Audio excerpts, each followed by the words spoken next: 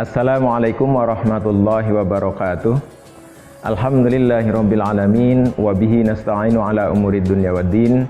Wassalatu wassalamu ala asyrafil anbiya'i wal mursalin sayyidina wa maulana Muhammadin wa ala alihi wa sahbihi ajma'in, amma ba'du. Pemirsa yang saya hormati, alhamdulillah pada hari ini kita sudah sampai pada hari yang kelima bulan Ramadan tahun 1442 Hijriah. Biasanya pada bulan-bulan Ramadan kita aktif melaksanakan iktikaf. Nah, untuk itu, walaupun ini masih awal-awal Ramadan, saya mencoba untuk menjelaskan tentang iktikaf, bagaimana iktikaf dan kapan iktikaf itu dilakukan. Baiklah, saya membawa kitab namanya kitab Fathul Qorib dengan syarahnya kitab Tausyih di halaman 116 menjelaskan tentang faslun fi ahkamil iktikaf. Fasal menjelaskan tentang iktikaf. Wa huwa lughatan al-iqamah ala syai'i min khairin aw syarrin. Jadi iktikaf ada dua pengertian. Pengertian secara bahasa itu adalah berdiam di suatu tempat baik jelek maupun bagus, itu ya iktikaf. Itu kalau orang Arab mengatakan iktikaf ya seperti itu maksudnya. Beda kalau kita mengatakan iktikaf. Kalau orang Indonesia biasanya mengatakan iktikaf itu berarti pengertian iktikaf yang menurut syar'i. Bagaimana pengertian iktikaf menurut syar'i? Yaitu iqamatun bi masjidin bi sifatin makhsusatin. Jadi iktikaf menurut syar'i adalah berdiam diri di dalam masjid dengan sifat-sifat tertentu. Lalu bagaimana hukum iktikaf? Iktikaf wal iktikafu sunnatun mustahabbatun. Iktikaf hukumnya adalah sunnah. Kapan waktunya? Fi kulli waktin, pada setiap waktu, kapan saja, baik malam, siang, sore, pagi, itu disunahkan untuk melaksanakan iktikaf di masjid. Wa huwa fil ashril awakhiri min Ramadan afdalu minhu fi ghairihi. Adapun iktikaf yang lebih afdol itu pada hari yang ke-10 pada bulan Ramadan. Itu lebih afdol dibanding dengan 10 yang kedua maupun 10 yang pertama, apalagi dibanding dengan malam-malam di luar bulan Ramadan atau pada siang hari pada di luar bulan Ramadan. Mengapa iktikaf itu dianjurkan pada 10 yang akhir bulan Ramadan? Tujuannya li ajli tolabi Lailatul Qadri, untuk mendapatkan malam Lailatul Qadar. Kenapa harus di 10 hari terakhir bulan Ramadan? Karena Imam Syafi'i mengatakan wahia inda Syafi'i radhiyallahu anhu munhasiratun fil ashril akhiri. Menurut Imam Syafi'i, Lailatul Qadar itu terjadi pada malam yang ke-10 pada bulan Ramadan, 10 yang akhir.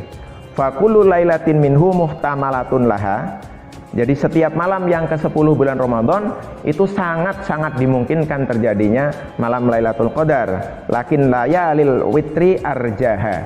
Tetapi pada malam-malam yang ganjil itu sangat diharapkan. Wa arja layalil witri lailatul hadi awis salisi wal ishrina.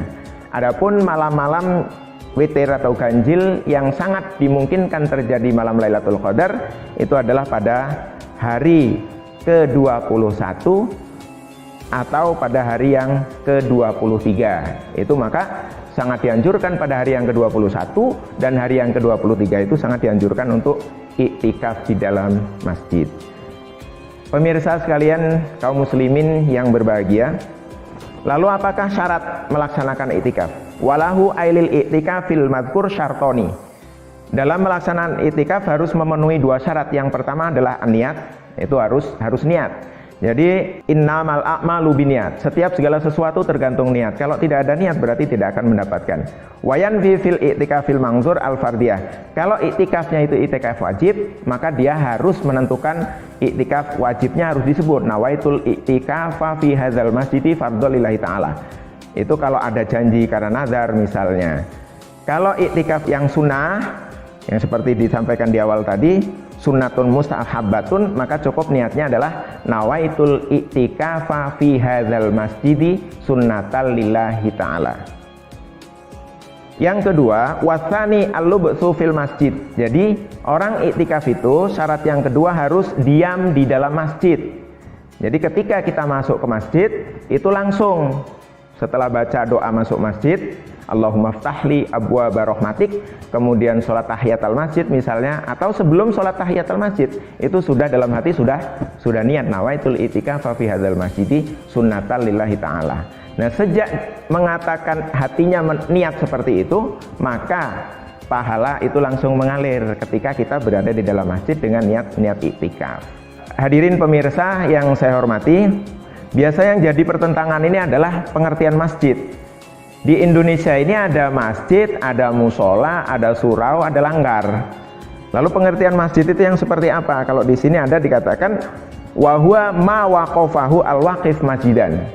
Sesuatu yang diwakafkan atau tanah yang diwakafkan oleh seseorang menjadi masjid, itulah yang dinamakan masjid. Jadi tempat khusus yang digunakan untuk sujud. Kenapa dinamakan masjid? Karena itu tempat sujud. Kenapa sujudnya yang disebut? Karena disitulah letak penghambaan tertinggi dari hamba kepada Allah Subhanahu wa Ta'ala. Maka tidak disebut dengan kalimat-kalimat yang lain, tidak disebut dengan kalimat musola gitu di situ. Disebutnya dengan kata masjid. Lalu bagaimana dengan musola? Boleh nggak kita iktikaf di dalam musola? Musola yang kami maksud adalah musola yang di Indonesia ini. Karena musola yang di Indonesia hakikatnya sama dengan apa yang disebutkan di definisi masjid tadi, ma waqafahu al-waqif masjidan. Biasanya musola di Indonesia ini umumnya orang mewakafkan tanah kemudian dijadikan tempat ibadah. Yang tidak dipakai Jumatan biasanya disebut musola, yang dipakai Jumatan di Indonesia ini ya khususnya itu disebut dengan masjid. Nah, bagaimana pengertian menurut fikih? Kalau menurut fikih itu musola ya masjid hakikatnya.